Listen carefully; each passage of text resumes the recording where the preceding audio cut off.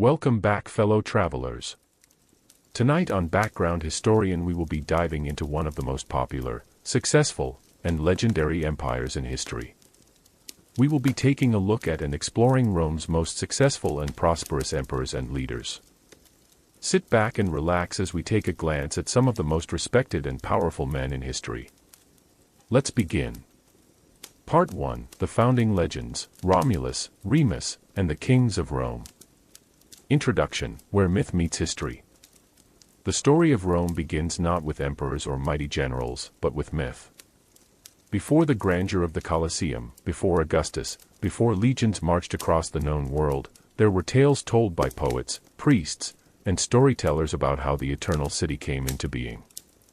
Rome's earliest identity was woven from legend, and through those stories, Romans explained who they were, where they came from, and why their destiny was to rule. The tale of Aeneas, the Trojan connection. Long before Romulus and Remus, the Romans tied their ancestry to the hero Aeneas, who fled the burning city of Troy after the Greeks' victory. According to Virgil's Aeneid, Aeneas carried his father on his back and led his people across seas until he reached the shores of Italy. There, after years of wandering and conflict, his descendants would found a new people. This myth gave Romans a noble origin. They were not merely Italians, but heirs to the great civilization of Troy. The twin brothers, Romulus and Remus. The most famous legend tells of twin brothers, Romulus and Remus, born of the Vestal priestess Rhea Silvia and Mars, the god of war. Cast out as infants, they were abandoned by the river Tiber, where a she-wolf, symbol of Rome's resilience, nursed and raised them until a shepherd found them. As men, they chose the site of Rome for a new city. But rivalry grew. Romulus killed Remus in a quarrel over omens, becoming Rome's first king. This violent beginning was a symbol of Rome itself, unity forged through struggle, destiny achieved through conflict. The 7 Kings of Rome. Legend tells that Rome was ruled by 7 kings before the Republic was founded. Romulus, 753 to 717 BCE, founder, warrior, and lawgiver, who organized the first Senate and established the city's boundaries. Numa Pompilius, 717 to 673 BCE, a Sabine king who brought peace and religion, creating Rome's priesthoods and rituals. Tullus Hostilius, 673 to 642 BCE, a warlike king, remembered for conquest and expanding Rome's power. Ancus Marcius, 642 to 617 BCE, builder of infrastructure like bridges and aqueducts, combining war and peace. Lucius Tarquinius Priscus, 616 to 579 BCE, of Etruscan origin, he expanded Rome's influence and began great works. Servius Tullius, 578 to 535 BCE, a reformer who reorganized Rome's army in classes, introducing a census. Tarquinius Superbus, 535 to 509 BCE. The proud, whose tyranny and arrogance led to his overthrow and the birth of the Roman Republic. These kings were half history, half legend. But to the Romans, they were more than rulers, they were symbols of stages in the city's growth, foundation, religion, war, expansion, reform, and finally revolution. The transition to republic. The fall of Tarquinius Superbus marked Rome's defining break with monarchy. His cruelty and the infamous story of Lucretia, whose assault by the king's son sparked outrage, convinced Romans that kingship was dangerous. In its place, they created a republic, governed by elected magistrates and a senate, an experiment in shared power that would shape Roman identity for centuries. The symbolism of the myths. The myths of Aeneas, Romulus, and the kings were not simple stories, they were lessons. Divine destiny, Rome was meant to rule, born of gods and heroes. Struggle and sacrifice, even brothers might fight, but greatness emerged through conflict. Religion and law, order and ritual were as vital as military strength. Suspicion of kings, monarchy was remembered as dangerous, leaving a permanent scar in Roman memory. Reflection, the power of story in shaping empire. Before Rome conquered the Mediterranean, it conquered imagination. These founding tales gave Romans a sense of identity, destiny, and pride. They were a people with divine ancestry, chosen to rule, yet wary of tyranny. This combination of myth and memory shaped every leader that followed, from Caesar's claim to be descended from Venus through Aeneas, to Augustus' careful balance of power to avoid the title king. Closing scene for sleep. As you drift into rest, imagine the banks of the Tiber at dawn. The sound of water flows past as a she-wolf bends to nurse two helpless infants. The cries of Romulus and Remus echo against the hills that will one day be Rome. Above them, the gods look on, knowing that from this fragile moment will grow a city destined to shape the world. Part 2: The Republic's Rise, Early Consuls, Generals, and Statesmen. Introduction: From Kings to Consuls. The overthrow of Rome's last king, Tarquinius Superbus, in 509 BCE marked a dramatic turning point. The Romans, weary of tyranny, declared they would never again be ruled by a monarch. In place of kingship, they created a new system, the Republic, governed by magistrates elected by citizens, guided by a Senate, and balanced by checks and limits. It was not democracy as we know it, but it was revolutionary for its time. The early republic was fragile. Surrounded by enemies, internally divided by class tensions, and haunted by memories of monarchy, Rome required strong leaders, consuls, generals, and statesmen, who laid the foundations for what would become an empire. The first consuls, Brutus and Collateralinius. At the heart of Rome's new system were the consuls, two officials elected each year to share power. The first consuls were Lucius Junius Brutus and Lucius Tarquinius Collateralinius. Their role was both symbolic and practical, to prove that Rome could govern without kings. Brutus, revered as a defender of liberty, faced a personal tragedy that defined the Republic's seriousness. When his own sons joined a conspiracy to restore the monarchy, Brutus ordered their execution, putting the Republic's survival above family. It was a harsh but powerful statement: Rome's freedom would be preserved at all costs. The struggle of the orders. Early Rome was divided between patricians, aristocratic families, and plebeians, common citizens. Patricians monopolized high offices, while plebeians demanded a greater voice. This conflict, known as the struggle of the orders, shaped much of early republican politics. Key developments included the creation of the tribune of the plebs, elected officials who could veto unfair laws. The codification of laws in the 12 Tables, 451 to 450 BCE, ensuring that justice was not hidden in patrician custom. The eventual opening of high offices, including the consulship, to plebeians. These reforms expanded participation, though Rome remained unequal. Still, they ensured that the Republic evolved rather than collapsed. The ideal of Cincinnatus. One of Rome's most enduring legends of leadership is Lucius Quinctius Cincinnatus. A patrician farmer, he was appointed dictator during a military crisis in 458 BCE. He defeated Rome's enemies swiftly, then returned to his farm after only 16 days, relinquishing power voluntarily. Cincinnatus became a symbol of Roman virtue, duty before ambition, service before self. His story reflected the Republic's suspicion of unchecked authority, a reminder that leadership was temporary, not permanent. Rome's early wars and expansion. The Republic was born in a world of constant warfare. Neighboring Latin, Sabine, and Etruscan tribes challenged Rome's survival. Through resilience and disciplined armies, Rome gradually asserted dominance. One of the most famous early generals was Marcus Furius Camillus, celebrated as a second founder of Rome. He led the capture of the Etruscan city of Veii after a decade-long siege and later defended Rome against the Gauls after their sack of the city in 390 BCE. Though sometimes exiled for political reasons, he always returned to save Rome in times of crisis, embodying loyalty above personal grievance. The Punic Wars foreshadowed. Though centuries away, the seeds of Rome's rivalry with Carthage were already being sown through Mediterranean trade and expansion. Roman leaders were beginning to look outward, beyond the Italian peninsula. This ambition would bring them into contact, and eventually conflict, with powers across the sea. The Roman Senate.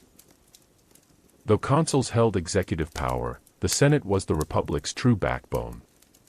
Composed of Rome's elder statesmen, it guided policy, advised magistrates, and oversaw finances and foreign relations. Leaders like Appius Claudius Caecus, who built the Appian Way, showed that senators were not only lawmakers but also builders of infrastructure that connected Rome and cemented its power.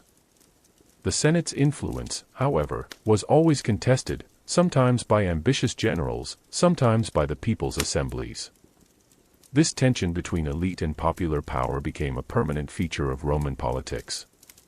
Reflection: the Republic takes shape. The early Republic was less about grandeur and more about survival. Its leaders, Brutus, Cincinnatus, Camillus, and others, set examples of sacrifice, service, and flexibility. Rome's institutions evolved in response to crises, balancing between patrician privilege and plebeian rights, between strong leadership and suspicion of tyranny. The Republic's resilience came not from perfection but from adaptation. Closing scene for sleep. As you close your eyes, imagine the Roman Forum at dawn. Senators gather under marble columns, citizens crowd the open square, and magistrates take their oaths of office. In the distance, farmers return to their fields after answering Rome's call to arms. The city is small, its walls modest, yet its ambition vast. Out of these humble beginnings, guided by determined leaders, Rome's destiny begins to take shape. Part 3: Julius Caesar, General, Reformer, Dictator. Introduction: a man larger than life. Few names in history carry the same weight as Julius Caesar. To some, he was a brilliant general, statesman, and reformer who expanded Rome's reach and redefined its politics. To others, he was an ambitious tyrant whose thirst for power destroyed the Republic. His life was filled with drama, conquest, betrayal, romance, assassination, and his legacy has echoed across millennia. In this chapter, we follow the rise of Caesar, from noble beginnings to his tragic end in the Roman Senate. The early life of a patrician outsider. Born in 100 BCE into the Julian clan, Caesar had noble ancestry but limited wealth. His family claimed descent from Venus through Aeneas, connecting him to Rome's founding myths. Yet as a young man, he faced political dangers. Aligning with the populares, a faction favoring the people over the Senate elite, he attracted both supporters and enemies. When Sulla, the dictator, purged his rivals, Caesar narrowly escaped death. Forced into hiding, he showed both daring and resilience, traits that would define his life. The road to power. After Sulla's death, Caesar returned to Rome and built his career step by step. Military service, he gained distinction in campaigns in Asia and Cilicia. Political offices, he advanced through the cursus honorum, the ladder of Roman political offices. Alliances. He allied with influential figures, including Pompey the Great and Crassus, forming the First Triumvirate, a political pact that dominated Roman politics.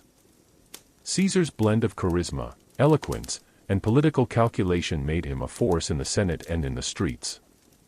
Conquest of Gaul. Caesar's military genius shone brightest in his campaigns in Gaul, modern-day France and Belgium. Over nearly a decade, he defeated tribes, crossed rivers, and even invaded Britain.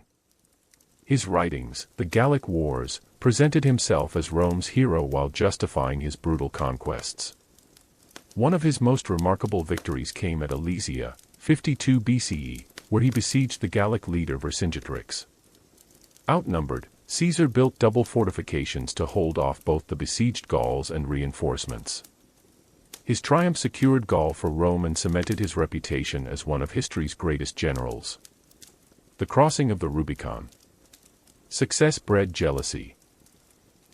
The Senate, led by Pompey, ordered Caesar to disband his army and return to Rome as a private citizen.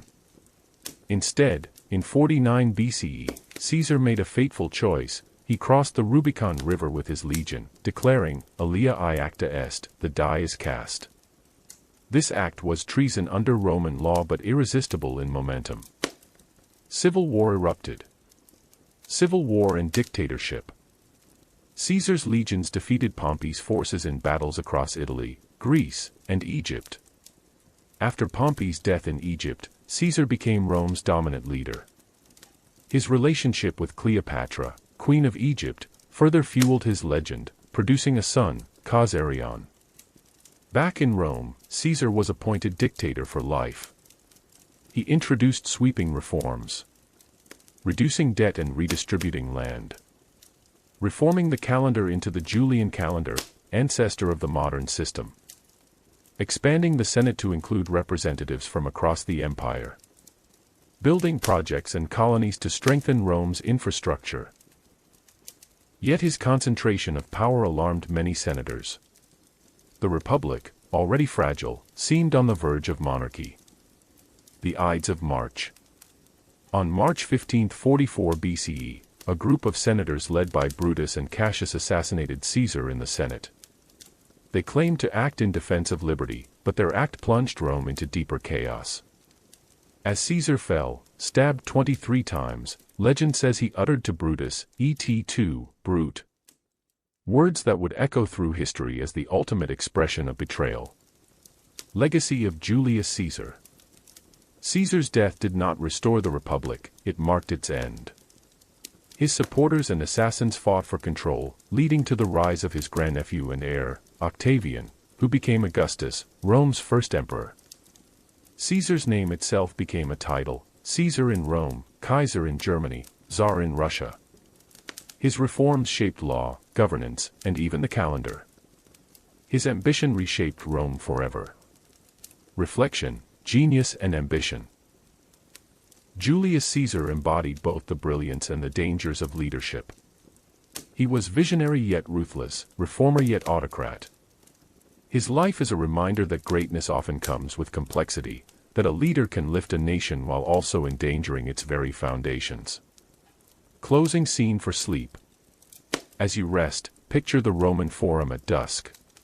Senators whisper in marble halls, the people cheer in crowded streets, and far away, legions march beneath crimson standards. At the center of it all stands Caesar, general, politician, visionary, his destiny unfolding with each choice. On the Ides of March, his story ends, but his shadow lingers across centuries.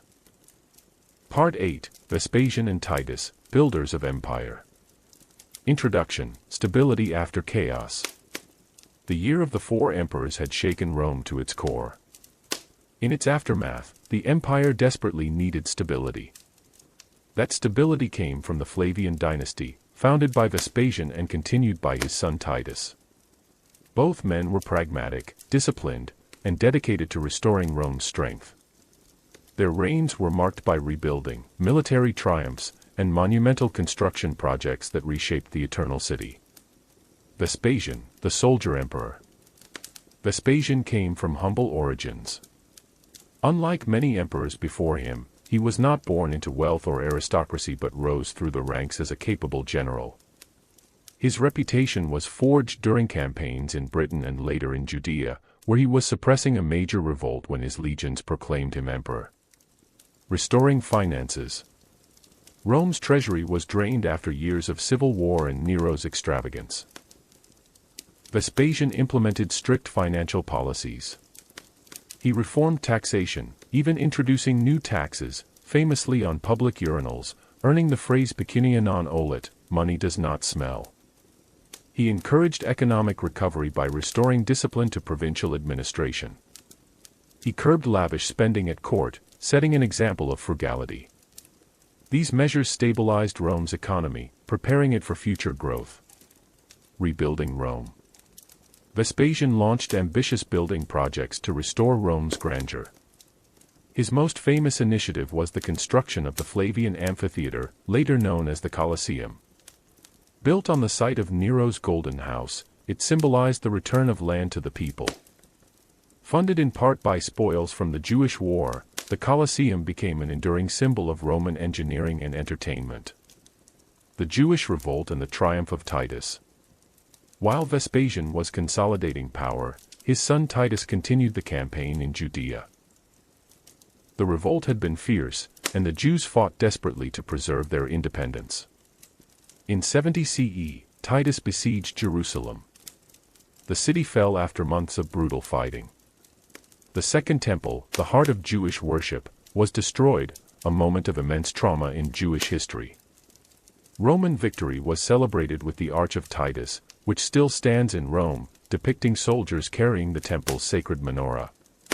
For the Flavians, this victory secured legitimacy. For Jews, it marked the beginning of centuries of diaspora. Titus, the beloved heir.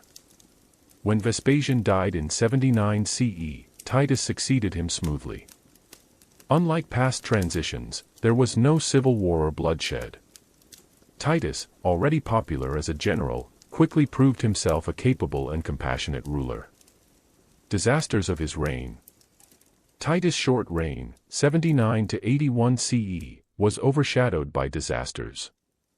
In 79 CE, Mount Vesuvius erupted, burying Pompeii and Herculaneum under ash.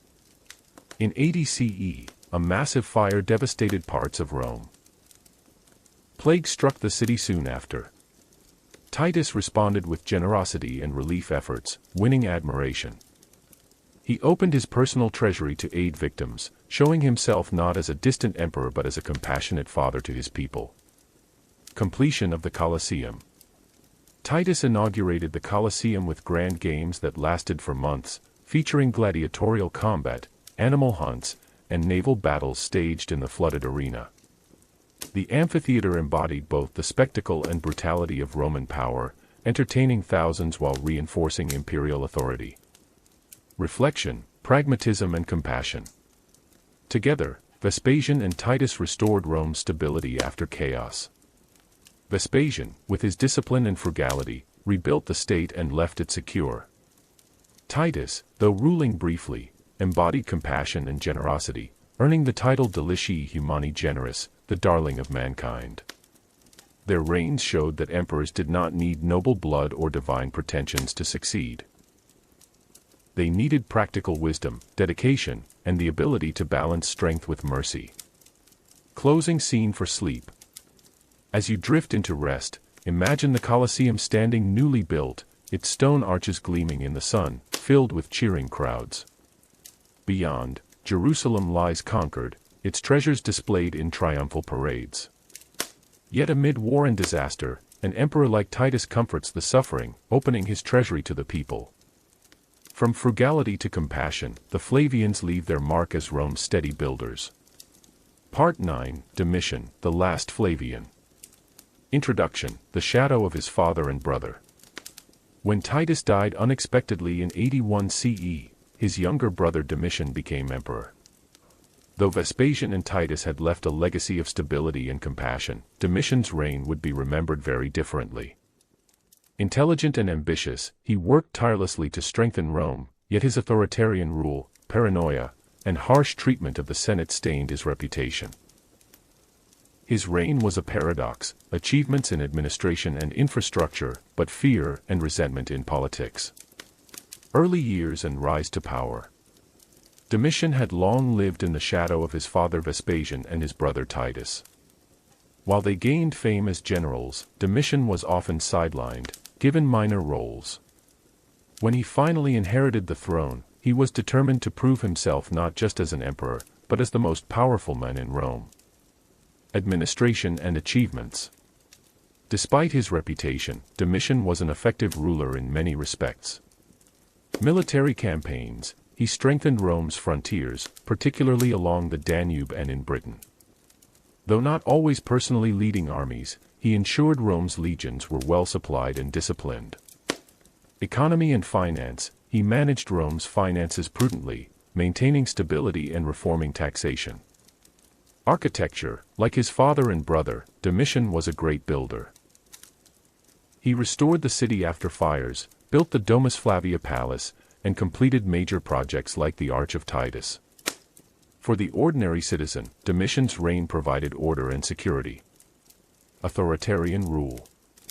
Where Domitian faltered was in his relationship with the Senate and Rome's elite.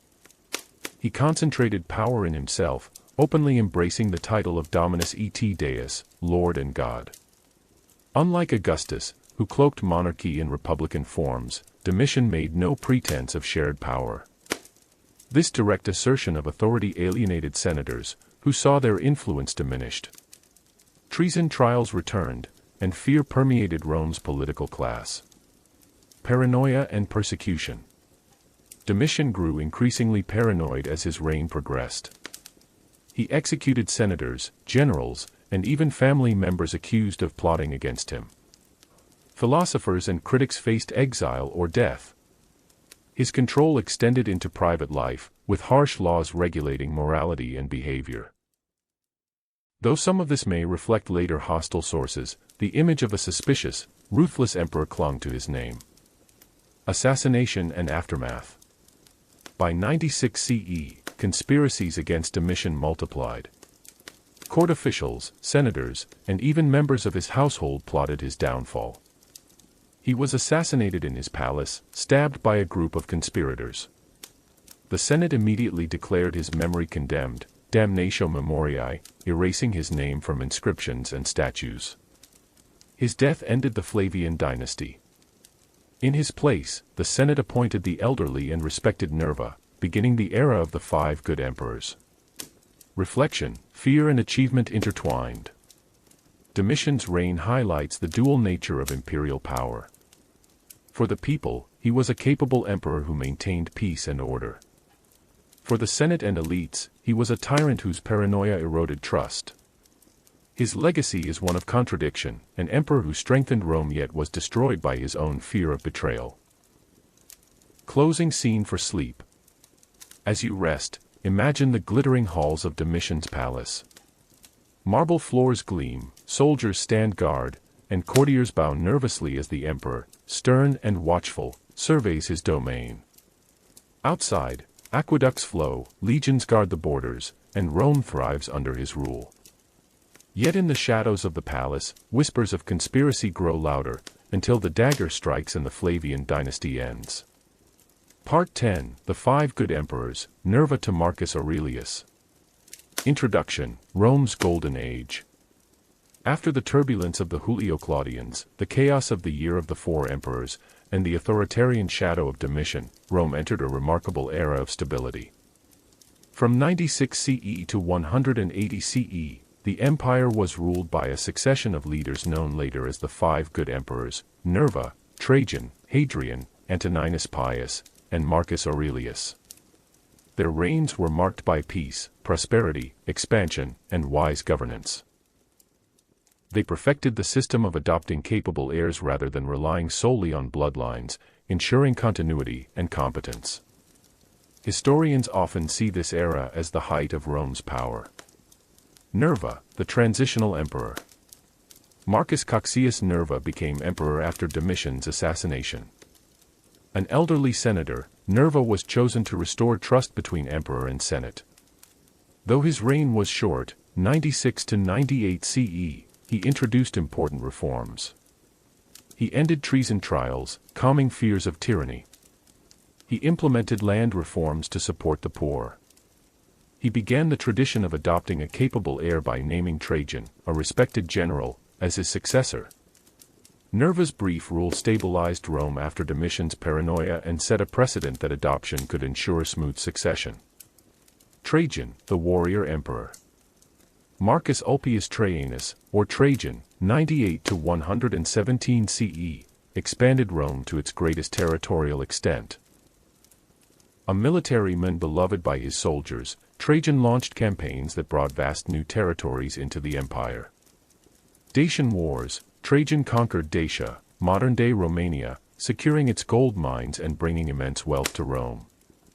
His triumph was immortalized on Trajan's column, which still stands in the city. Eastern campaigns. He advanced into Mesopotamia, briefly extending Rome's control to the Persian Gulf. Public works. Trajan used the wealth of conquest to fund massive building projects, including Trajan's Forum, Trajan's Market, and aqueducts. Trajan embodied the balance of conquest and generosity. The Senate later called him Optimus Princeps, the best ruler. Hadrian, the builder and reformer. Trajan's successor, Publius Aelius Hadrianus, or Hadrian, 117 to 138 CE, shifted focus from expansion to consolidation. Where Trajan had expanded, Hadrian fortified. Hadrian's Wall. In Britain, he built a massive wall stretching across northern England, marking Rome's frontier and symbolizing the limits of empire.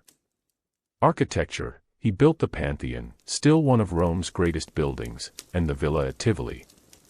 Administration, Hadrian toured the empire extensively, personally inspecting provinces and ensuring order. Hadrian was also a patron of the arts and philosophy, admired for his intellect and culture. His reign emphasized sustainability over conquest. Antoninus Pius, the peaceful ruler.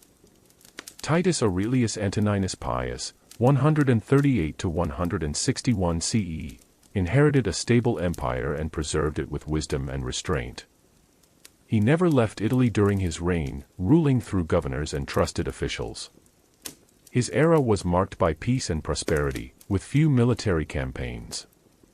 He focused on legal reforms, protecting slaves from mistreatment and ensuring fairness in trials. He strengthened infrastructure, repairing aqueducts and roads. Antoninus' reign was so calm that historians sometimes overlook him, yet his ability to maintain peace for over 2 decades speaks volumes about his steady leadership. Marcus Aurelius, the philosopher king. Marcus Aurelius Antoninus, 161 to 180 CE, embodied the ideal of the philosopher emperor. Known for his book Meditations, he ruled with stoic wisdom, balancing duty with humility. Yet his reign was troubled. Wars, Rome faced invasions along the Danube, fighting Germanic tribes in difficult campaigns. Plague, the Antonine Plague devastated the empire, weakening population and economy.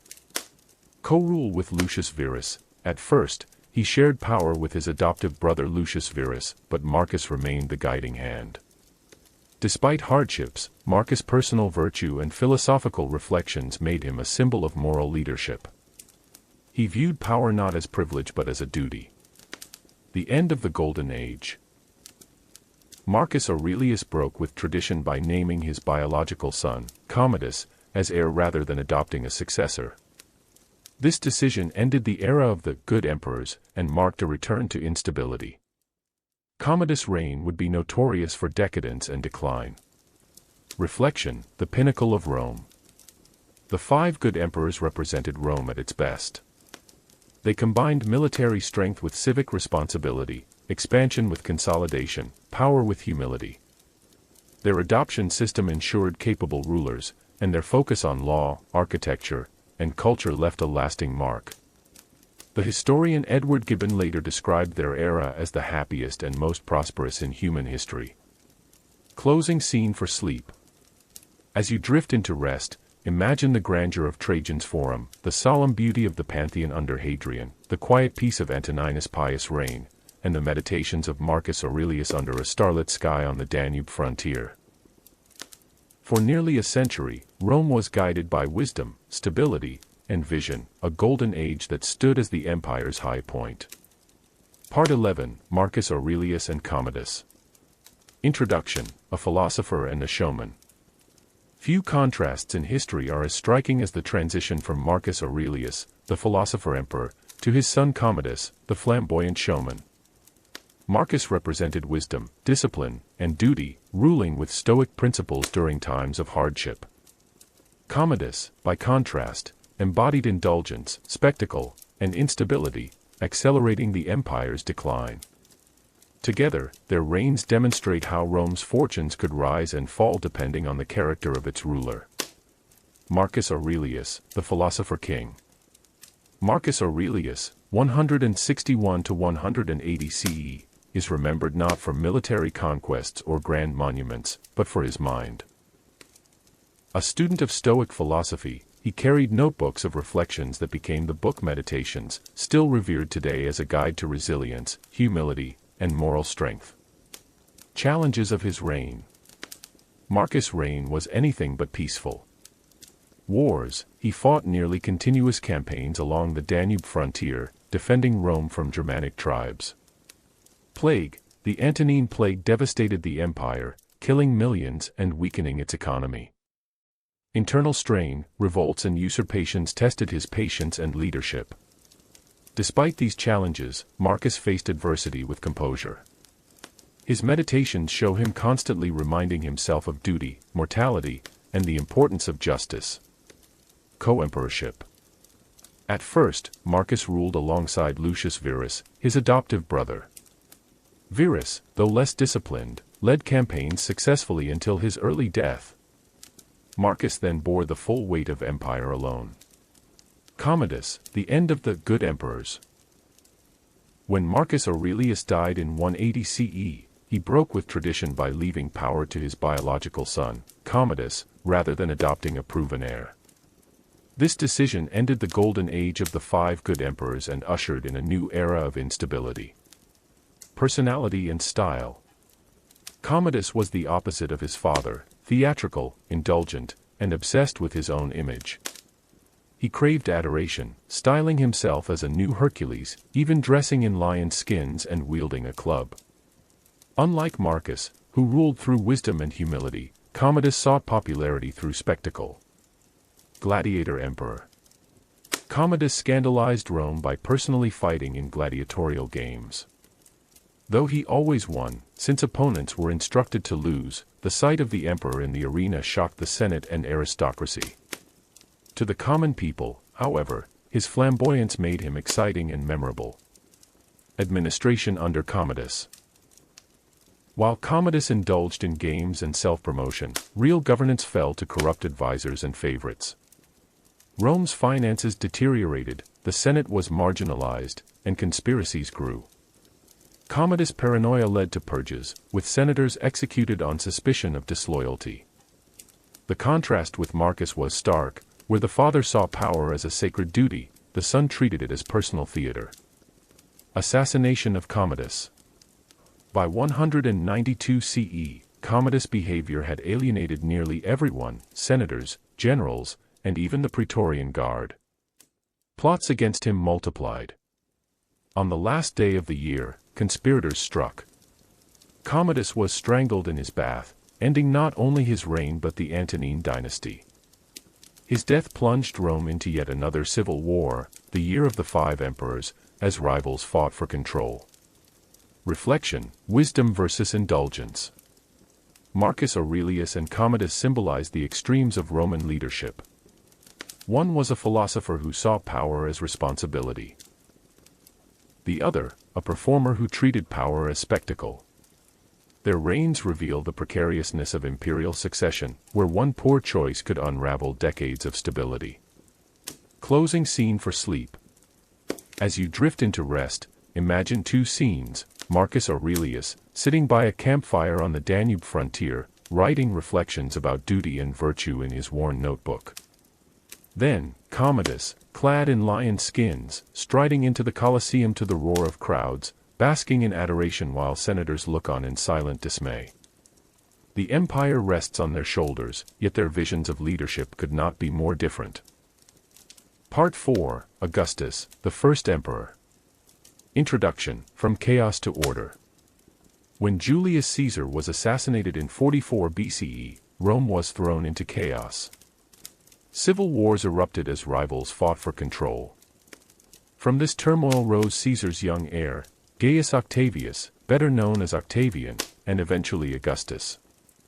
At first underestimated, Octavian proved to be one of history's most cunning and resilient figures.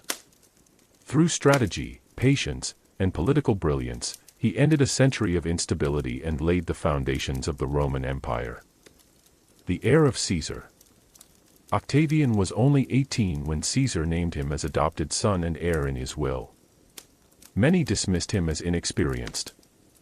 Yet Octavian immediately seized the moment, rallying Caesar's veterans and asserting his claim. Aligning at first with Mark Antony and Lepidus, he formed the Second Triumvirate, dividing Rome's territories between them and launching brutal purges against their enemies. Defeat of Caesar's assassins. The first task was vengeance. At the Battle of Philippi, 42 BCE, Octavian and Antony defeated the forces of Brutus and Cassius, Caesar's assassins. Rome's republic was dead, and its fate would now rest in the hands of rival strongmen. Rivalry with Mark Antony. Though allies, Octavian and Antony soon clashed. Antony's alliance and love affair with Cleopatra of Egypt alarmed many Romans. Octavian skillfully used propaganda, painting Antony as a traitor seduced by the East. The rivalry culminated in the Battle of Actium, 31 BCE, a decisive naval conflict where Octavian's fleet crushed Antony and Cleopatra. Their deaths left Octavian unrivaled master of Rome.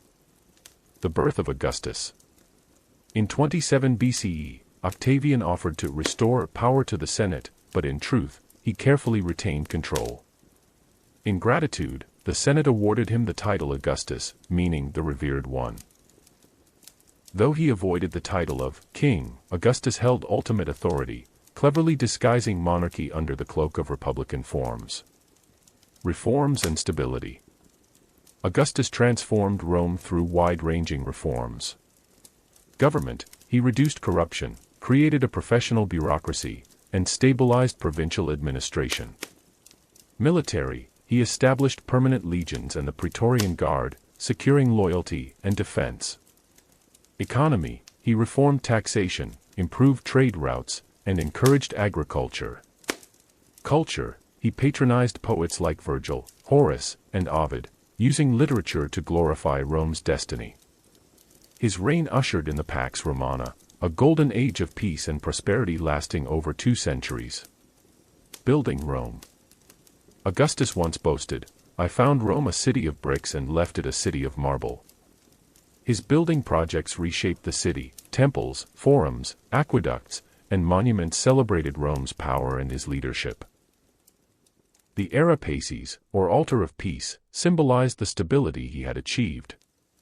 The family of Augustus. Despite political brilliance, Augustus struggled with personal tragedies. His hopes for succession were dashed by the early deaths of his chosen heirs, forcing him eventually to adopt Tiberius, his stepson, as successor. These family dramas foreshadowed the difficulties of dynastic rule in Rome. The legacy of Augustus. Augustus reigned for over 4 decades, dying in 14 CE.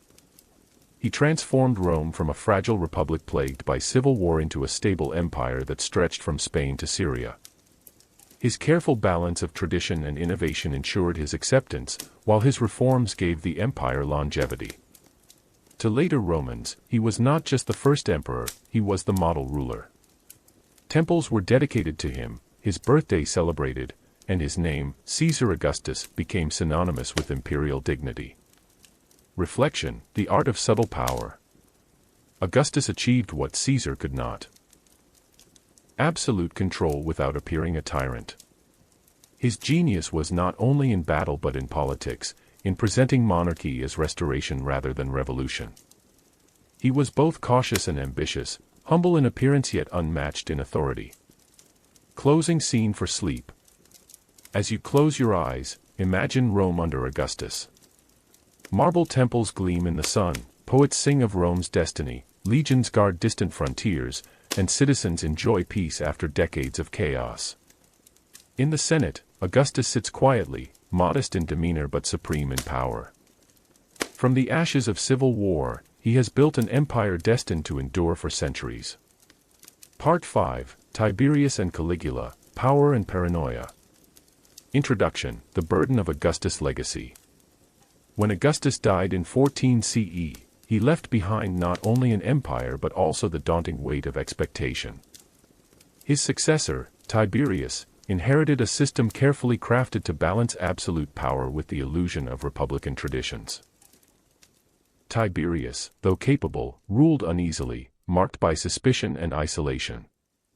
His successor, Caligula, began as a beloved young prince but soon descended into extravagance and paranoia. Together, their reigns reveal the fragile nature of imperial power, where personal flaws could shake the entire empire.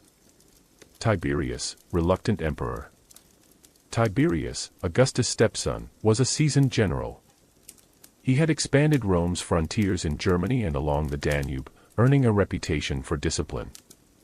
Yet he never sought power. When Augustus named him heir, Tiberius accepted reluctantly, perhaps sensing the heavy burden of following a figure as revered as Augustus. Governing with suspicion. At first, Tiberius ruled competently. He maintained the empire's stability. He was cautious with finances, building reserves. He respected Augustus' institutions, preserving the Senate's dignity. But Tiberius grew increasingly suspicious. Conspiracies, both real and imagined, haunted him. Treason trials became common, and senators lived in fear of denunciation. His withdrawal from Rome to the island of Capri deepened his reputation as secretive and paranoid. The shadow of Sejanus. One figure dominated much of Tiberius' later rule, Lucius Aelius Sejanus, commander of the Praetorian Guard. Ambitious and cunning, Sejanus manipulated the emperor's trust, consolidating power in Rome. For years, he was effectively co-ruler, eliminating rivals and even targeting members of the imperial family. When Sejanus' ambitions to seize the throne became clear, Tiberius had him executed. Yet the damage was done. The years of fear and betrayal had scarred the empire. Caligula, the Golden Prince. After Tiberius' death in 37 CE, the people rejoiced at the rise of Gaius Caesar, nicknamed Caligula, Little Boots, the son of the beloved general Germanicus. Young, charismatic, and linked to Augustus' bloodline, Caligula was greeted with enthusiasm. At first, he ruled generously, ending treason trials and granting bonuses to soldiers. For a brief moment, Rome believed it had found a new Augustus. The descent into madness. Soon, however, Caligula's behavior changed. Ancient sources describe him as erratic and cruel. He demanded divine honors, building temples to himself. He lavished money on extravagant games and palaces, draining the treasury. He humiliated senators, turning politics into theater. He indulged in cruelty, ordering executions and reveling in fear. Whether due to illness, stress, or temperament, Caligula's rule became synonymous with tyranny. Famous anecdotes. Caligula's reign is filled with colorful, if sometimes exaggerated, stories. He allegedly planned to make his horse, Inci tattoos, a consul, mocking the Senate. He staged battles with gladiators and sea creatures to entertain crowds. He launched a bizarre invasion of Britain, where soldiers reportedly gathered seashells as spoils of war. Though some accounts may be embellished, they reflect how contemporaries saw him, as a ruler who blurred the line between emperor and madman. Assassination of Caligula. By 41 CE, the Senate and Praetorian Guard had had enough. Caligula was assassinated in a conspiracy within his own palace, stabbed by officers who once swore to protect him. His death shocked Rome, leaving the question of succession uncertain. In the chaos, the Praetorian Guard proclaimed his uncle, Claudius, emperor. Reflection: the fragility of power.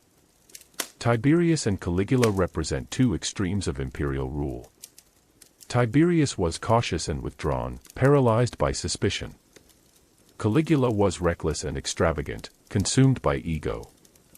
Both revealed the dangers of concentrating power in one man without effective checks. The empire survived them, but their reigns served as warnings for generations to come. Closing scene for sleep. As you drift into rest, imagine the Roman palace at night. Tiberius broods on Capri, haunted by shadows of conspiracy.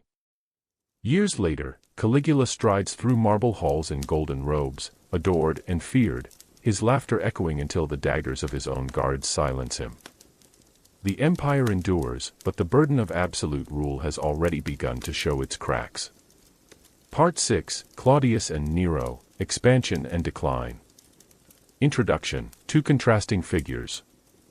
When Caligula was assassinated in 41 CE, many expected chaos. Instead, the Praetorian Guard discovered his uncle, Claudius, hiding in the palace and proclaimed him emperor.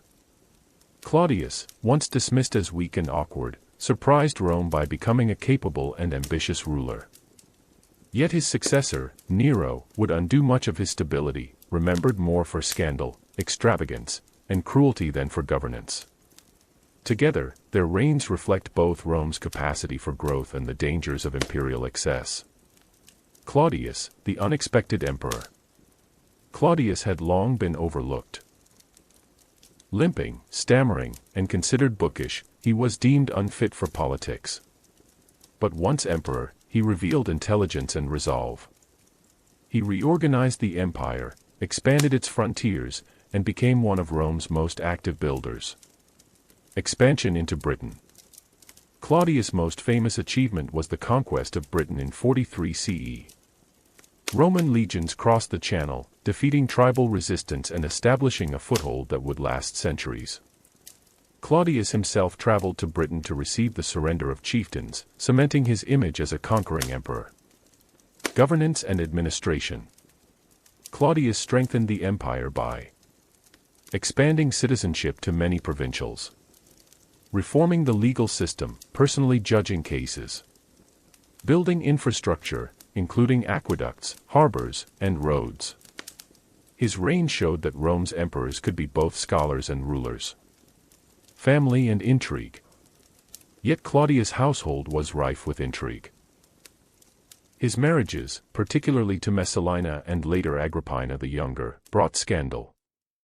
Agrippina maneuvered to have her son, Nero, adopted as Claudius' heir. In 54 CE, Claudius died, likely poisoned, paving the way for Nero's rise. Nero, the young prince turned tyrant. When Claudius died, Nero was only 16. At first, guided by wise advisors like Seneca and Burrus, he ruled with moderation. The early years saw tax relief, artistic patronage, and diplomatic caution. Citizens welcomed the youthful emperor. But soon, Nero abandoned restraint, extravagance and cruelty. Nero pursued personal passions, music, theater, and chariot racing, scandalizing traditional Romans who valued discipline. He forced senators to attend his performances, turning politics into spectacle. He grew increasingly ruthless. He executed his own mother, Agrippina, fearing her influence. He killed his wife Octavia and married Poppaea, who later died under violent circumstances. He eliminated rivals, real or imagined, through treason trials. The Great Fire of Rome, 64 CE. In 64 CE, a catastrophic fire destroyed much of Rome. Rumors spread that Nero himself had ordered it, though historians debate this. He seized the opportunity to build his Domus Aurea, or Golden House, a lavish palace that symbolized excess. To divert blame, he accused Christians, subjecting them to brutal persecution, revolt and death. Nero's extravagance drained the treasury, and his neglect of governance fueled unrest. Revolts broke out in Gaul and Judea, and even his legions turned against him. Declared a public enemy by the Senate in 68 CE, Nero fled Rome. Facing capture, he committed suicide, allegedly exclaiming, "What an artist dies in me." Reflection, growth and decline in contrast. Claudius and Nero embodied stark contrasts. Claudius was underestimated yet capable, expanding Rome's power and strengthening its institutions. Nero was over-celebrated in youth but squandered his potential, remembered for cruelty and decadence. Their reigns demonstrated both Rome's resilience and its vulnerability to the character of its rulers. Closing scene for sleep. As you close your eyes, imagine the streets of Rome. Under Claudius, aqueducts flow with fresh water, legions march triumphantly from Britain, and the empire grows. A generation later, flames engulf the city under Nero, while senators whisper in fear, and the Golden House gleams with stolen grandeur. From triumph to decline, the fate of Rome shifts with the temperaments of its emperors. Part 7, The Year of the Four Emperors, 69 CE. Introduction, An Empire Without a Master. When Nero died in 68 CE, the Julio-Claudian dynasty ended. For more than a century, Rome had known only one ruling family. Suddenly, the throne was empty. What followed was a year of chaos, civil war, and rapid succession as four men claimed the purple in turn. Galba, Otho, Vitellius, and Vespasian. Known as the Year of the Four Emperors, 69 CE revealed both the dangers of imperial succession and Rome's capacity to adapt. Galba, the stern old general. The Senate first turned to Servius Sulpicius Galba, an aging governor of Spain. Galba was strict, austere, and unpopular. He refused to pay the Praetorian Guard the rewards they expected for supporting him, declaring, "I choose my soldiers, I do not buy them." This alienated the very troops who held the key to power. Galba's harshness and lack of political finesse doomed him. Within months, the Praetorian Guard murdered him in the Forum, replacing him with a younger rival, Otho. Otho, the man of pleasure. Marcus Salvius Otho, once a companion of Nero, had cultivated charm and luxury. His accession raised hopes, but his reign was short-lived. Even as Otho took power in Rome, legions in Germany proclaimed their commander, Aulus Vitellius, as emperor. Otho tried to resist, but his forces were defeated at the Battle of Bedriacum in northern Italy. Facing civil war and further bloodshed, Otho chose suicide, declaring he would not endanger Rome for his own ambition. His death, calm and deliberate, earned him respect even from enemies. Vitellius, the gluttonous emperor. Aulus Vitellius entered Rome as emperor, supported by loyal German legions. His reign was infamous for excess. Ancient writers described feasts of staggering extravagance, symbolizing his indulgence. Yet his real failure was political. He lacked vision, alienated allies, and failed to secure the empire. Soon, another challenger rose in the east, Vespasian, a seasoned general commanding legions in Judea during the Jewish revolt. Vespasian, the soldier emperor. Titus Flavius Vespasianus, known as Vespasian, was pragmatic, disciplined, and respected by his troops. As Vitellius floundered, Eastern and Danubian legions proclaimed Vespasian emperor. Marching on Rome, his forces clashed with Vitellius' supporters in brutal fighting. Vitellius was captured and killed, his body dragged through the streets. In his place, Vespasian entered the city quietly, not as a tyrant but as a restorer of order. Aftermath: the Flavian dynasty begins. With Vespasian's victory, Rome found stability. He founded the Flavian dynasty, ruling alongside his sons Titus and Domitian. His reign would see rebuilding, reform, and the construction of the Colosseum. But his rise marked more than a change of rulers, it marked the end of the Julio-Claudian era and the beginning of a new chapter for Rome. Lessons of the Year of the Four Emperors. The events of 69 CE revealed key truths about Rome's imperial system. The army decided power, legions, not the Senate, determined emperors. Loyalty of soldiers became the decisive factor. The Praetorian Guard's role: these elite troops in Rome could make or break emperors. Rome's resilience. Despite chaos, the empire endured, proving its institutions and provinces were strong enough to survive turmoil. Reflection, fragility and strength. The Year of the Four Emperors was a test of Rome's resilience. Within a single year, 4 men rose and fell, yet the empire endured. The story is both a cautionary tale of instability and a reminder of Rome's extraordinary ability to adapt, even in crisis. Closing scene for sleep. As you close your eyes, picture Rome in turmoil. Soldiers march through streets, banners of rival emperors clash, and the people whisper in fear. Yet by year's end, a steady hand emerges: Vespasian, a soldier of humble origin, ready to restore order. The eternal city breathes again, weary but unbroken. Part 12, The Severan Dynasty. Introduction: A soldier's house rises. After Commodus' assassination in 192 CE, Rome plunged once again into chaos. The throne was auctioned off by the Praetorian Guard, and rival claimants arose across the empire. Out of this turmoil emerged Septimius Severus, a seasoned general from North Africa, who founded the Severan dynasty. For nearly half a century, the Severans ruled Rome, reshaping its character by strengthening the army, centralizing power, and elevating military loyalty above senatorial privilege. Their reign marked both Rome's resilience and its slow drift toward a more militarized, autocratic empire. Septimius Severus, the soldier emperor. Severus, born in Leptis Magna, modern Libya, was the first emperor of fully provincial origin. He rose through military service and was proclaimed emperor by his troops during the civil wars that followed Commodus' death. Consolidation of power. Severus defeated rivals Pescennius Niger in the east and Clodius Albinus in Gaul, securing his rule. He strengthened the Praetorian Guard with loyal soldiers from the provinces, ensuring his throne rested firmly on the legion's support rather than the Senate's favor. Reforms and achievements. Military, Severus increased soldiers' pay and allowed them to marry, binding their loyalty. Law, he expanded legal rights for provincials, continuing Rome's integration of its diverse peoples.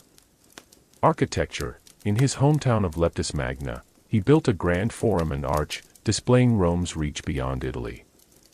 Severus famously advised his sons on his deathbed, enrich the soldiers, and scorn all others. His words reflected the military-first philosophy of his dynasty. Caracalla, ruthless and radical. Severus was succeeded by his son Caracalla, 198 to 217 CE, whose reign was marked by both brutality and reform. The Constitutio Antoniniana. Caracalla's most enduring act was granting Roman citizenship to nearly all free inhabitants of the empire in 212 CE. This radical move erased the legal distinction between Romans and provincials, symbolizing the empire's universality. Yet it was also a financial decision, broadening the tax base. Violence and paranoia. Caracalla's reputation was stained by bloodshed. He murdered his own brother Geta, with whom he was supposed to share power, and had Geta's memory erased, damnatio memoriae. He ruled with suspicion, executing rivals and critics. Ultimately, Caracalla was assassinated by a disgruntled soldier during a campaign in the east. Short reigns and instability. After Caracalla, the Severan dynasty descended into chaos. Macrinus, 217 to 218 CE, a Praetorian prefect who briefly took power after Caracalla's death but was overthrown. Elagabalus, 218 to 222 CE, a teenager and high priest of the Syrian sun god, known for shocking religious innovations and scandalous behavior. His attempt to replace Jupiter with his own deity outraged Romans, leading to his assassination. Severus Alexander, 222 to 235 CE, Elagabalus' cousin, whose reign restored some stability but ultimately ended when soldiers mutinied and killed him. With Alexander's death, the Severan dynasty collapsed, ushering in the crisis of the 3rd century, when Rome faced invasions, economic collapse, and dozens of short-lived emperors. The Severan legacy. The Severans left a mixed legacy. They expanded inclusivity by broadening citizenship and integrating provincial elites. They invested in law, architecture, and military reforms. Yet their over-reliance on the army, political assassinations, and religious controversies destabilized Rome. They marked a turning point where emperors were no longer statesmen balanced between Senate and people, but military rulers whose survival depended on legions' loyalty. Reflection, soldiers on the throne. The Severan dynasty revealed the new reality of Rome. Emperors were soldiers first, politicians second. Their reigns foreshadowed the empire's increasing militarization, where power would belong to whoever commanded the loyalty of the army. For Rome, this was both strength and weakness, a guarantee of strong leaders in war, but instability when ambition or betrayal divided the troops. Closing scene for sleep. As you drift into rest, imagine Rome's legions marching across provinces, banners held high, their loyalty shifting from Senate to emperor. Picture Septimius Severus, stern and pragmatic, advising his sons to favor the army above all else. Then see the young Elagabalus in golden robes, scandalizing Rome with foreign gods, before the soldiers turn against him. The Severans shine and fade, leaving Rome changed forever, an empire now firmly in the hands of its soldiers. Part 13, Crisis of the 3rd Century. Introduction: The Century of Turmoil. Following the fall of the Severan dynasty in 235 CE, Rome entered one of the darkest and most chaotic chapters in its history. Known as the crisis of the 3rd century, 235 to 284 CE, this era saw the empire plagued by invasions, civil wars, economic collapse, and plague. Dozens of emperors rose and fell in quick succession, most meeting violent ends. Yet through this chaos, Rome demonstrated its resilience, adapting and surviving against overwhelming odds. The assassination of Severus Alexander. The crisis began with the death of Severus Alexander, killed by mutinous soldiers in 235 CE. His assassination ended the Severan dynasty and plunged Rome into instability. The legions now claimed the right to make and unmake emperors, often elevating generals in the field only to abandon them months later. The Barracks Emperors. Between 235 and 284 CE, Rome had over 20 emperors recognized officially, and many more rivals. Most were barracks emperors, military men elevated by their troops. Their reigns were typically brief and violent. Maximinus Thrax, 235 to 238 CE, a soldier of humble origins, massive in stature, whose harsh rule alienated the Senate. He was eventually killed by his own troops. Gordian I and II, 238 CE, brief emperors in Africa, remembered for their tragic double suicide after defeat. Gallienus, 253 to 268 CE, though criticized in his time, he implemented important reforms, strengthening cavalry and attempting to stabilize the empire. The rapid turnover eroded continuity and confidence, leaving the empire vulnerable. External threats. Rome faced unprecedented pressures from all sides. Germanic invasions, tribes such as the Goths, Alemanni, and Franks crossed the Rhine and Danube, raiding deep into Roman lands. Persian threats. The Sassanid Persian Empire rose as a powerful rival, capturing Emperor Valerian in 260 CE, an unprecedented humiliation. Valerian was reportedly used as a human footstool by the Persian king Shapurai. Eastern provinces. Syria and Asia Minor faced repeated incursions, undermining Rome's control. The empire seemed on the brink of collapse. Internal fragmentation, breakaway empires. Amid the chaos, Rome fragmented. The Gallic Empire, 260 to 274 CE, led by Postumus, this breakaway state controlled Gaul, Britain, and Spain, acting independently of Rome. The Pommerane Empire, 260 to 273 CE, in the east, Queen Zenobia of Palmyra created her own empire, conquering Egypt and much of the east before being defeated by Rome. These secessions demonstrated both the weakness of central authority and the strength of regional leaders. Economic collapse. Rome's economy nearly disintegrated. Constant wars drained the treasury. Currency was debased, causing runaway inflation. Trade routes were disrupted by invasions. Plague reduced population, undermining labor and armies. The empire's once prosperous system faltered under relentless strain. Glimmers of recovery. Aurelian. Amid the chaos, some emperors stood out. Aurelian, 270 to 275 CE, earned the title Restitutor Orbis, restorer of the world. He defeated invading tribes, rebuilt Rome's walls, crushed the Pommerane and Gallic breakaway empires, and restored unity. Though assassinated by his own officers, Aurelian proved that strong leadership could still save the empire. Reflection. Rome at the brink. The crisis of the 3rd century nearly destroyed Rome. Emperors fell like dominoes, armies mutinied, borders collapsed, and provinces seceded. Yet Rome did not fall.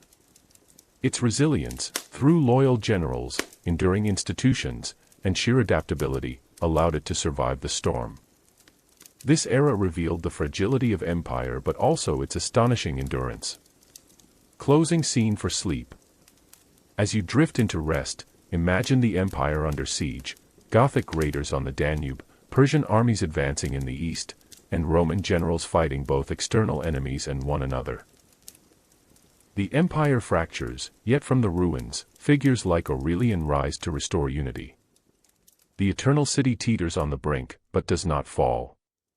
Part 14, Aurelian and Diocletian, Restorers of Rome. Introduction, from near collapse to renewal. By the mid-3rd century, Rome stood on the brink of disintegration. Invasions, rebellions, and economic collapse had torn the empire apart during the crisis of the 3rd century. Yet two remarkable emperors, Aurelian, 270 to 275 CE, and Diocletian, 284 to 305 CE, emerged as restorers of order.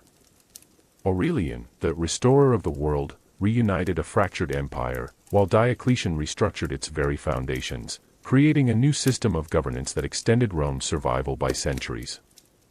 Aurelian, the restorer of the world.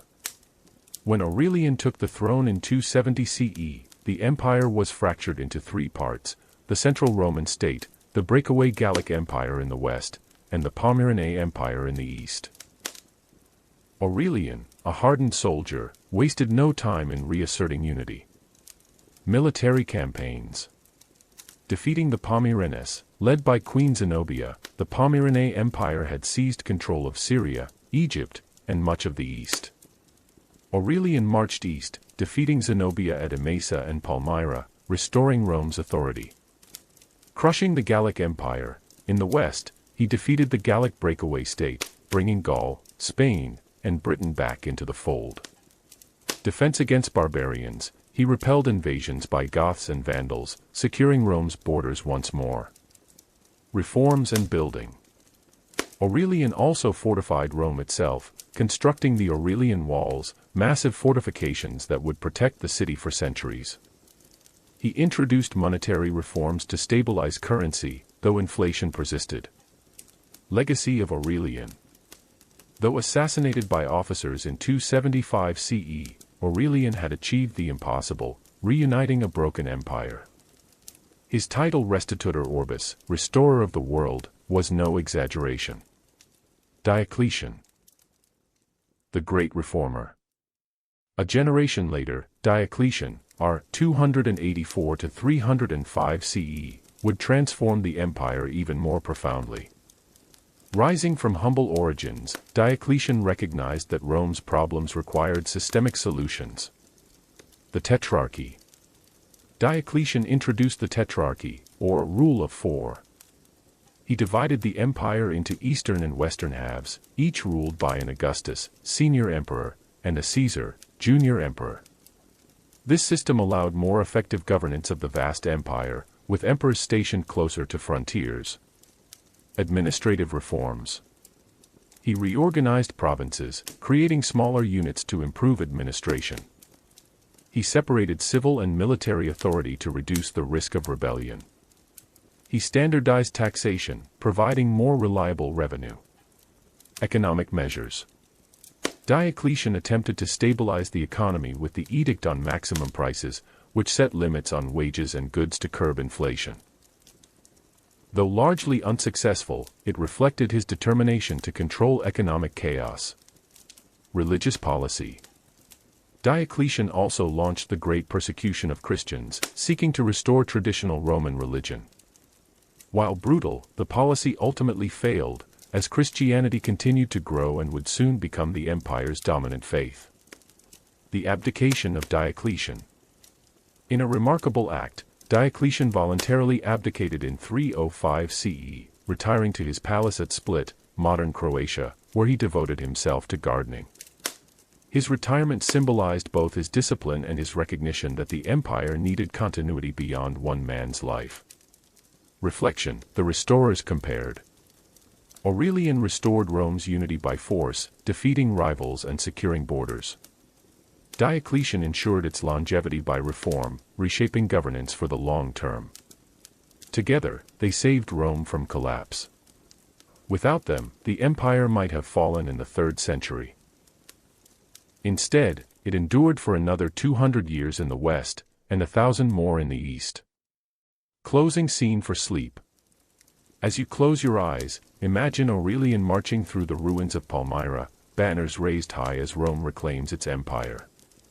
Then picture Diocletian in his palace by the Adriatic Sea, tending to gardens, while the empire he restructured continues to thrive. Soldiers, builders, and reformers, these men restored Rome when all seemed lost. Part 15, Constantine the Great. Introduction, a turning point in history. The reign of Constantine the Great, 306 to 337 CE, was one of the most transformative in Roman history. Known for his military brilliance, political cunning, and religious significance, Constantine not only secured the empire but also changed its spiritual and cultural destiny. By embracing Christianity and founding a new imperial capital at Constantinople, he laid the foundations of a world that would endure long after Rome itself had fallen. Rise to power. Constantine was the son of Constantius Chlorus, one of the emperors of Diocletian's tetrarchy, and Helena, a woman of humble origins who would later be venerated as Saint Helena. His early years were shaped by the complicated politics of the tetrarchic system. When Constantius died in 306 CE, his troops in Britain proclaimed Constantine emperor. However, the empire was divided among several rivals, leading to years of civil war.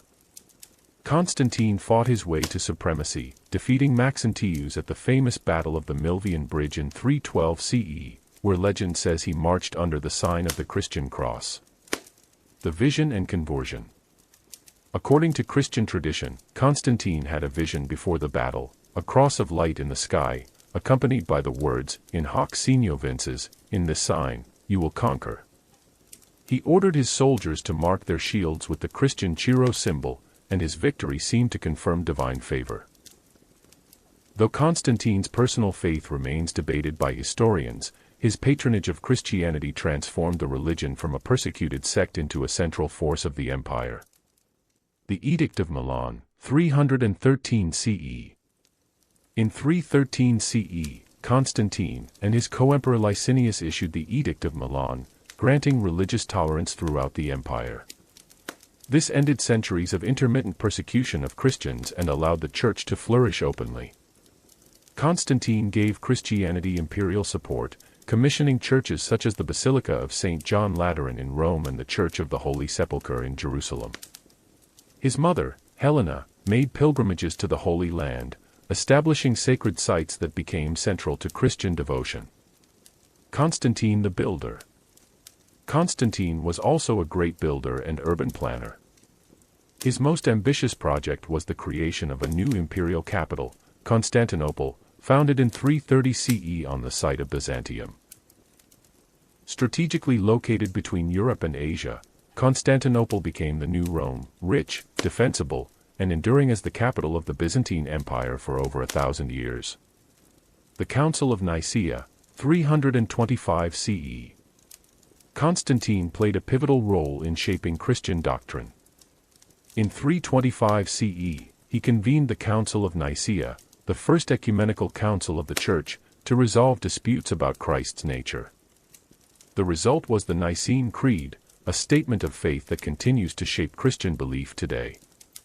Though Constantine was not baptized until near his death, his involvement in church affairs established a precedent for imperial influence in religious matters. Military campaigns and governance.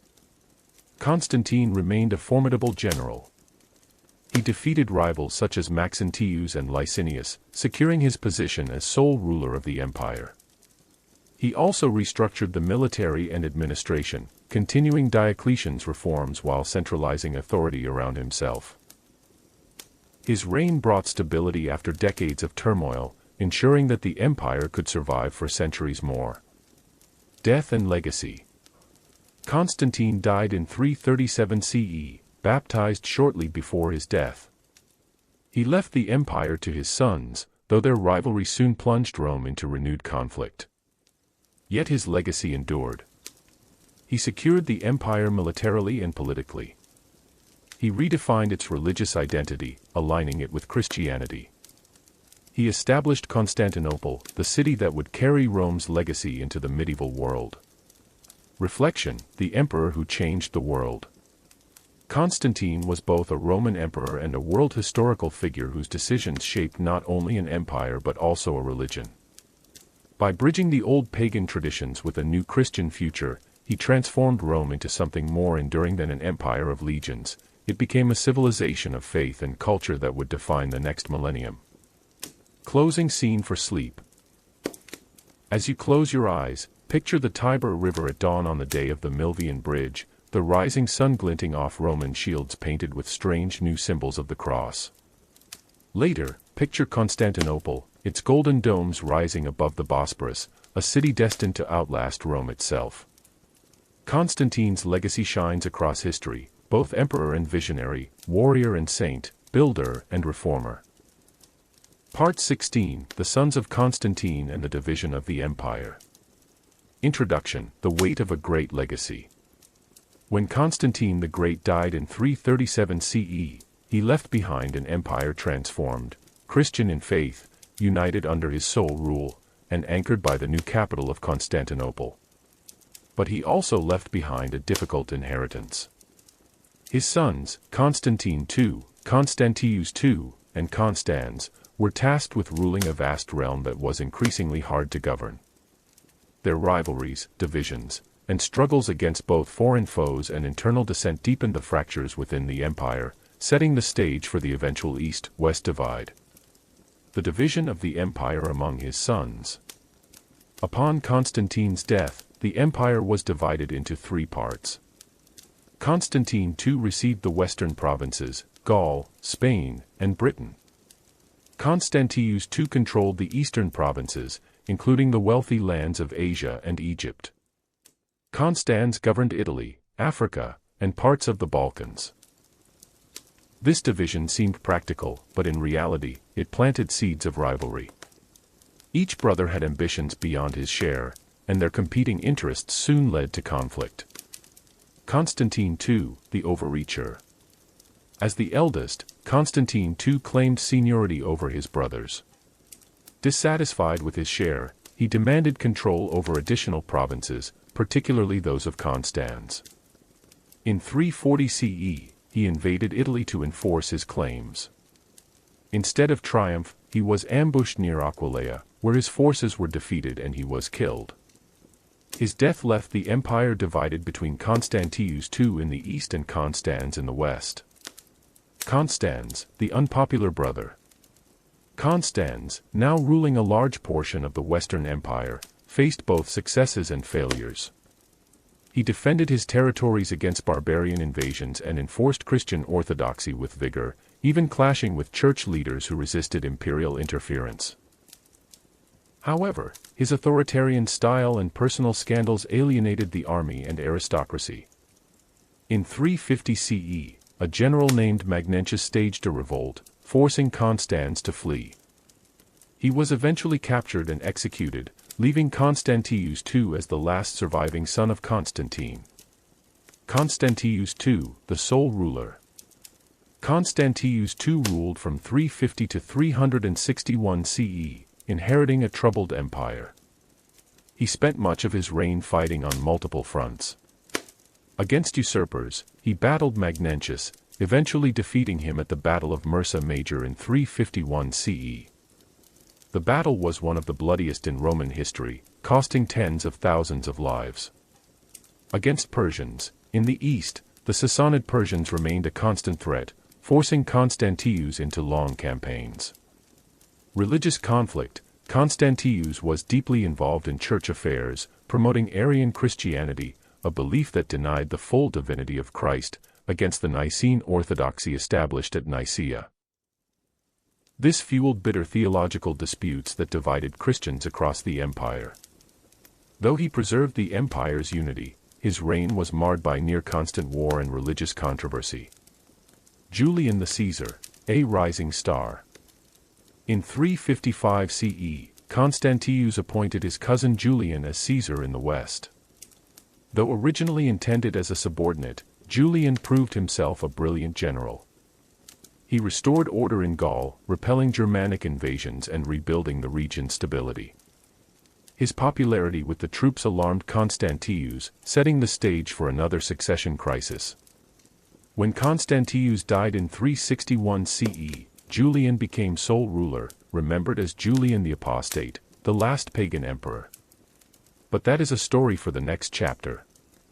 Reflection, division and rivalry. The reign of Constantine's sons revealed the challenges of succession in a vast empire.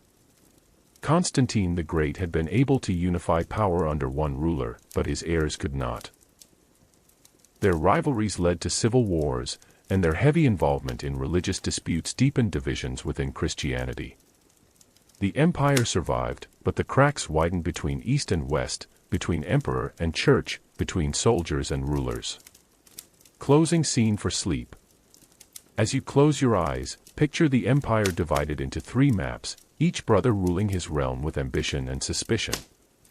Constantine too rides into Italy, only to fall in ambush. Constans flees from rebels, his fate sealed. Constantius, weary yet determined, stands alone, holding together a fragile empire beset by enemies. The unity Constantine built begins to unravel, yet Rome endures, marching into another era of conflict and transformation. Part 17, Julian the Apostate and the Last Pagan Emperor. Introduction, a pagan emperor in a Christian empire. By the mid-4th century, Christianity had taken root in the empire, thanks to Constantine's conversion and his son's continued support of the church. Yet in 361 CE, a remarkable figure rose to power, Julian, later remembered as the Apostate. A brilliant general and philosopher, Julian sought to reverse Christianity's ascendancy and restore Rome's ancient gods. His short reign became one of the most fascinating experiments in Roman history, an attempt to turn back the religious tide of an empire already transformed. Early life and education. Julian was born in 331 CE, a nephew of Constantine the Great. His childhood was marked by tragedy. After Constantine's death, his sons purged many relatives in a bloody succession crisis. Julian's father was among those killed, leaving Julian an orphan. Raised in relative isolation, Julian immersed himself in study. He excelled in Greek philosophy, particularly Neoplatonism, and admired the old pagan traditions. Unlike his Christian cousins, Julian developed skepticism toward the new faith dominating the empire. Rise to power. Despite his philosophical leanings, Julian's path to power came through the army. In 355 CE, he was appointed Caesar in Gaul by his cousin Constantius II, tasked with defending the western provinces. Julian proved unexpectedly brilliant. He defeated Germanic tribes, securing the Rhine frontier. He restored order and rebuilt cities devastated by raids. His humility and courage won the loyalty of soldiers. By 360 CE, his troops hailed him as Augustus. A civil war with Constantius loomed, but Constantius died suddenly in 361, leaving Julian sole emperor. Julian's pagan revival. Once emperor, Julian revealed his true agenda, restoring the traditional Roman gods. He believed Christianity had weakened Rome's spirit, while paganism embodied its ancient virtues. Religious policies. Temples restored, pagan shrines were reopened and funded. Priests elevated, pagan priests were instructed to live virtuous lives, emulating Christian clergy. Christian privileges curtailed. Christians were removed from government positions, and their privileges were reduced. Education law. Julian banned Christians from teaching classical literature, arguing that they should not interpret works devoted to pagan gods. Julian's policies were not full-scale persecution, but they clearly aimed to marginalize Christianity and elevate paganism. Julian the Philosopher Emperor. Julian styled himself as a philosopher king in the tradition of Marcus Aurelius. He lived simply, avoided luxury, and engaged in philosophical debates with scholars. He wrote treatises criticizing Christianity, mocking its doctrines as contrary to reason. His intellectual life was unusual for an emperor, but it revealed his conviction that philosophy and faith could guide Rome's renewal. Military campaigns and death. Julian was also a warrior. In 363 CE, he launched a massive campaign against the Persian Empire, hoping to achieve glory like Alexander the Great. Initially successful, he pushed deep into Mesopotamia. However, during a retreat after supply lines faltered, Julian was mortally wounded in battle. Ancient sources differ on how. Some say by a spear thrown by Persians, others hint at an assassin within his own army. He died at age 31, ending his bold experiment. Legacy: the last pagan emperor. Julian's death marked the end of pagan revival. His successors quickly restored Christian privileges, and the faith continued its rise. Yet Julian remains fascinating as a reminder that history is not inevitable. Had he lived longer, the balance between paganism and Christianity might have shifted. He was called the apostate by Christians, but admired by philosophers as a ruler who tried to live by reason and virtue. His brief reign is a poignant moment when the old gods made one last stand against the new faith. Reflection: a dream too brief. Julian was brilliant, courageous, and idealistic, but perhaps too idealistic for the practical needs of empire. His attempt to restore paganism was like holding back a tide. Christianity had already woven itself into Rome's identity. Yet his sincerity and intellect make him one of the most unique emperors, remembered not for cruelty or conquest but for conviction. Closing scene for sleep. As you drift into rest, imagine Julian in his tent on the Persian frontier, pen in hand, writing by lamplight. Outside, soldiers sharpen swords and whisper prayers, to Christ, to Jupiter, to the gods of their fathers. The young emperor, philosopher and warrior, dreams of restoring the old ways. By dawn, his fate will be sealed, and Rome will march forever toward a Christian future. Part 18, Theodosius I and the Triumph of Christianity. Introduction: From Tolerance to Triumph. When Theodosius I, later called Theodosius the Great, came to power in 379 CE, Rome was already well on its way to becoming a Christian empire. Constantine had legalized the faith, and Julian had briefly tried to restore paganism, but it was Theodosius who completed the transformation.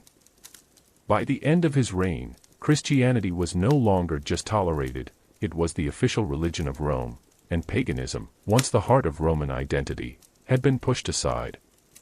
Theodosius' rule marked the decisive turning point from a classical empire of temples and many gods to a Christian empire of churches and bishops. The rise of Theodosius. Born in Spain in 347 CE, Theodosius was the son of a respected general. His military upbringing prepared him for the challenges of leadership. In 379 CE, Emperor Gratian appointed him co-emperor after the devastating Roman defeat at Adrianople, where the Goths had annihilated the Eastern army and killed Emperor Valens. Theodosius faced enormous challenges. Rebuilding shattered armies, dealing with barbarian incursions, and restoring stability in the East. Military and political achievements. Theodosius spent much of his reign balancing diplomacy and war. The Goths: he settled many Gothic groups inside the empire as federated allies, granting them land in exchange for military service. This policy brought temporary peace but also foreshadowed future problems, as these groups retained distinct identities. Civil wars: Theodosius fought to unify the empire, defeating usurpers such as Magnus Maximus and Eugenius. His victories re-established central authority, ensuring that for the last time, the empire would be ruled by a single emperor. The triumph of Christianity. Where Theodosius left his greatest mark was in religion. The Edict of Thessalonica, 380 CE, issued with co-emperors Gratian and Valentinian II, it declared Christianity, specifically Nicene Christianity, the official religion of the Roman Empire. Pagan practices were discouraged, and other Christian sects labeled heretical were suppressed. Council of Constantinople, 381 CE. Theodosius convened this council, which reaffirmed the Nicene Creed and strengthened orthodoxy against Arianism. Closing pagan temples. Over his reign, laws increasingly restricted pagan worship. Temples were closed, sacrifices banned, and ancient rituals declared illegal. This marked the end of Rome as a polytheistic empire. The gods of Jupiter, Mars, and Venus gave way to the god of Christianity, the bishop and the emperor. Theodosius' reign also saw a new balance of power between emperor and church. One famous moment came when he ordered a massacre in Thessalonica in 390 CE, where thousands were killed after a riot. Ambrose, bishop of Milan, confronted the emperor, insisting he perform public penance before being allowed to take communion again. Theodosius complied, kneeling in humility before the church. This powerful scene symbolized the growing moral authority of bishops over emperors, a defining feature of medieval Christendom. Death and division of the empire. Theodosius died in 395 CE, leaving the empire to his sons, Arcadius in the east and Honorius in the west. This division would never again be bridged. The east evolved into the Byzantine Empire, while the west staggered toward collapse. Reflection: the end of pagan Rome.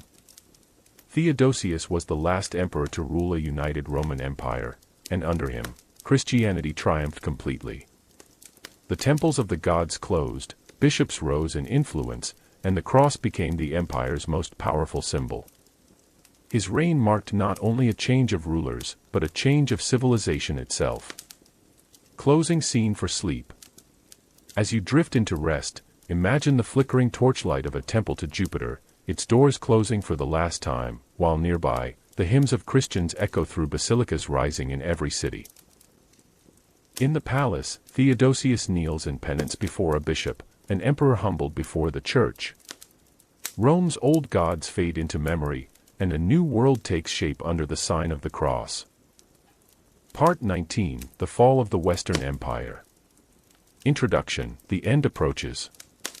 By the late 4th and 5th centuries, the Roman Empire had split permanently into East and West.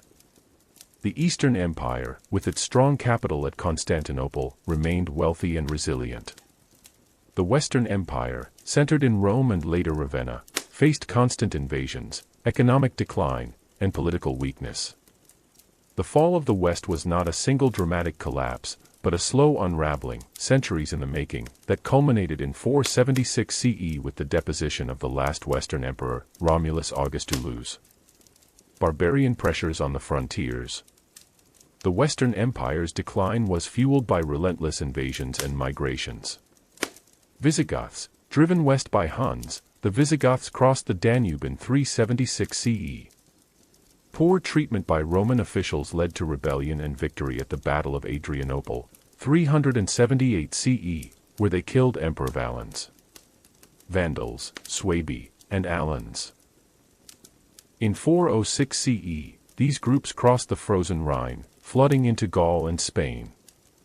Huns, under Attila, they invaded Gaul and Italy in the mid-5th century, terrifying Romans with their ferocity. Ostrogoths, later, they would inherit Italy itself. The frontiers, once secure, became porous, as Rome lacked the resources to repel every incursion. The sack of Rome. For centuries, Rome itself had been invulnerable.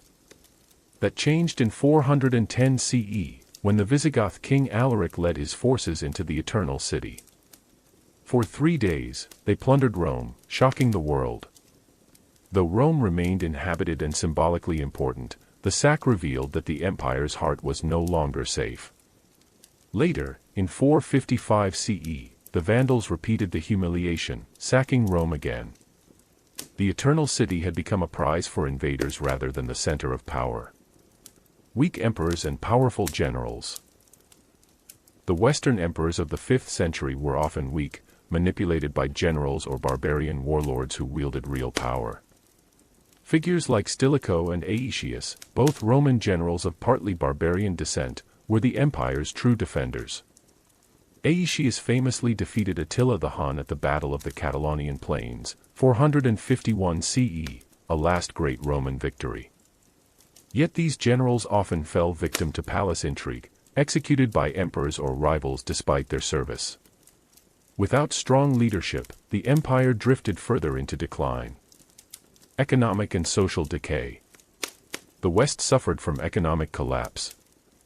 Farms were abandoned due to invasions. Tax revenues dwindled, crippling the army. Trade declined as provinces were lost.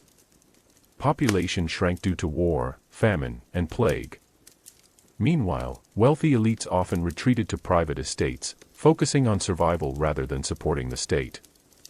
Romulus Augustulus and the end. By the mid-5th century, barbarian leaders were the real rulers of the West.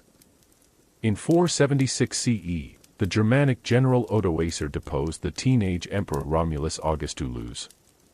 Odoacer did not claim the imperial title. Instead, he declared himself king of Italy and sent the imperial regalia to Constantinople. The symbolic act marked the end of the Western Roman Empire. The Eastern Emperor still reigned, but the West had fragmented into barbarian kingdoms. Reflection, fall or transformation. The fall of the West is often portrayed as sudden, but it was gradual, spanning generations. Roman culture, law, and identity did not vanish, they blended with barbarian traditions, shaping the foundations of medieval Europe. The empire fell politically, but its influence endured in language, law, architecture, and Christianity. Closing scene for sleep. As you close your eyes, picture the young Romulus Augustulus, powerless as Odoacer's soldiers enter Ravenna. Outside Rome's ancient walls, Vandals and Goths wander streets once filled with triumphal processions. Yet amid the ruins, churches glow with candlelight, monks copy manuscripts, and the seeds of a new Europe begin to grow. Rome has fallen, but its spirit lives on in ways even its emperors could not have imagined. Part 20, The Eastern Empire and the Legacy of Rome. Introduction. Rome endures in the East. Though the Western Roman Empire fell in 476 CE, Rome itself did not truly die. In the East, with its capital at Constantinople, the empire endured for nearly 1,000 more years. Known today as the Byzantine Empire, contemporaries still called it the Roman Empire, and its emperors saw themselves as heirs to Augustus and Constantine. This final chapter traces the Eastern Empire's survival, its cultural brilliance, and how Rome's legacy lived on long after the fall of the West. Constantinople, the New Rome. Founded by Constantine the Great in 330 CE, Constantinople became the jewel of the empire. Strategically located on the Bosporus, it controlled trade between Europe and Asia and was easily defended by massive walls and surrounding waters. Its wealth and stability allowed it to flourish even as the West declined. The city itself embodied Roman continuity, forums, aqueducts, and palaces, alongside soaring Christian churches like the Hagia Sophia. Constantinople would be Rome's heart for centuries. Justinian the Great and the dream of restoration. One of the Eastern Empire's most famous rulers was Justinian I, 527 to 565 CE. His reign sought to revive Rome's glory.